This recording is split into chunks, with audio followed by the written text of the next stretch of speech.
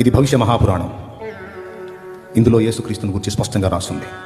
ఇప్పుడు దాకా వేద సాక్ష్యం చెప్పాను, ఇప్పుడు పురాణ సాక్ష్యం, భవిష్య పురాణం. అది భవిష్య పురాణం. పైన ఉంది చూడండి, పేరు భవిష్య మహాపురాణం. అందులో లోపల పేజీ చూడండి జాగ్రత్తగా. ఆ పైన చూడండి, శాలివాహనుడు యేసు ప్రభు అనే మాటలున్నాయి. ఒకనాడు యుగపురుషుడును శకపురుషుడునైన శాలివాహన చక్రవర్తి హిమగిరి శిఖరం మీదికి వెళ్ళాడు. అక్కడ హోణ దేశ మధ్యంలో ఉన్న పర్వతంపై అతనికి ఒక సుందర పురుషుడు కనబడ్డాడు. అతని శరీరం గౌరవర్ణ కాంతులను ప్రసరింపజేస్తుంది. ఏమండి, అతని చూడగానే అప్రయత్నంగా కలిగిన ప్రసన్న భావంతో చక్రవర్తి అడిగాడు, మహానుభావ మీరెవరు అని. అప్పుడు ఆయన అన్నాడు, నేను ఈశపుత్రుడను, అంటే దైవ కుమారుడను, కుమారి గర్భము నుండి ఉత్పన్నమైన వాడను. పెండ్లైన ఆమె శ్రీమతి, పెండ్లి కాని ఆమె కన్య కుమారి అంటారు.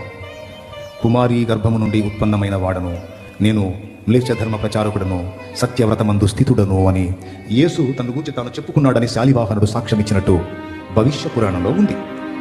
అసలు మా హైందవ